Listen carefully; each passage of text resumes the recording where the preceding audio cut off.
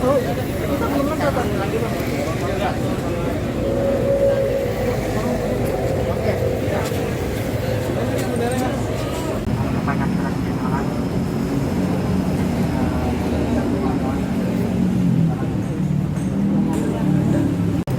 akan menjadi darah daging. Ini akan menjadi darah daging. Ini akan menjadi kronis kawan-kawan. Banyak.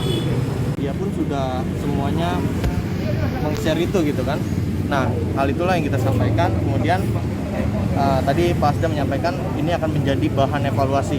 Dan saya pastikan kawan-kawan mahasiswa, jika sampai dengan Hutangsel ini tidak ada perbaikan yang dilakukan untuk PT PITS, saya akan menggelar aksi yang lebih besar untuk menyambut Hutangsel. Dan poin itu akan dimasukkan dalam rapor merah kepemimpinan. Bang, emang poin utama dari aliansi mahasiswa sendiri melihat PT PITS apa sih yang dirugikan? Ya, jadi yang dirugikan seperti ini Bang. Dari dana modal awal yang diberikan oleh Pemkot yang sudah turun sebanyak 60% itu sebesar 64 miliar.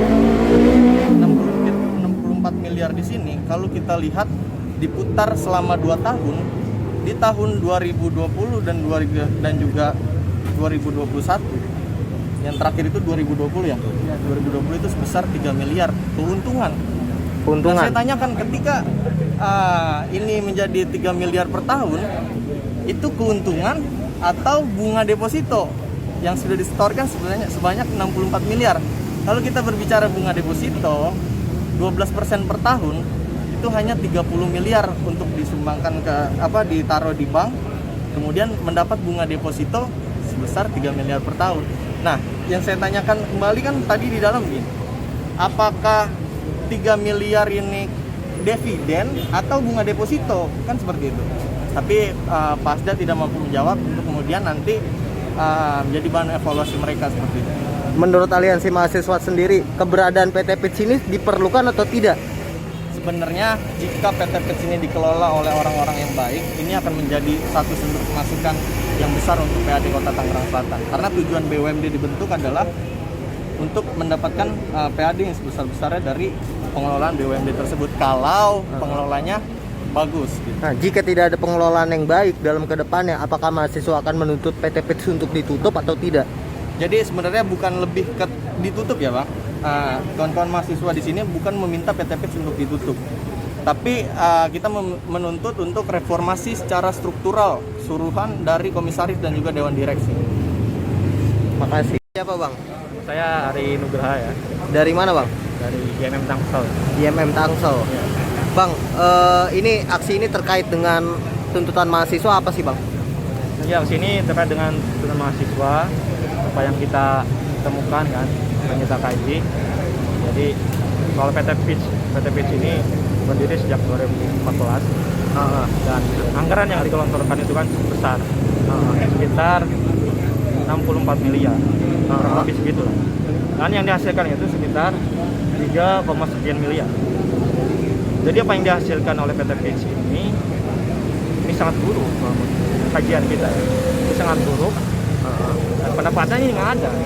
Justru ini jadi beban buat daerah. Apa yang jadi badan usaha milik daerah, bukan menguntungkan daerah, malah jadi beban buat daerah. Itu aja Pak. Intinya mau dibubarin atau minta transparansi sistem? Intinya yang pertama kita minta transparansi dari pihak PT PITS. Yang kedua, jika terjadi temuan demikian, jadi penyelewengan, kita minta pergantian struktural dari PT PITS. Baik nggak sih PT PITS berdiri di Kota Tangsel mengingat tadi kata Abang merugikan? Untuk tujuannya kan PT PITS ini kan untuk mengelola investasi yang di Kota Selatan. Jika dijalankan dengan baik, sebenarnya ini baik untuk Kota Selatan. Tapi jika ada penyelewengan kayak gini, itu malah merugikan buat pemerintah setempat. Itu aja. Maka unsur Kawan-kawan. Alerta. Beban samping daerah kawan-kawan. Ya kawan-kawan. Alerta. Beban samping daerah. Alerta. Beban samping daerah. Alerta. Beban samping daerah. Silakan kawan-kawan yang lain. Puja bangsa bisa sana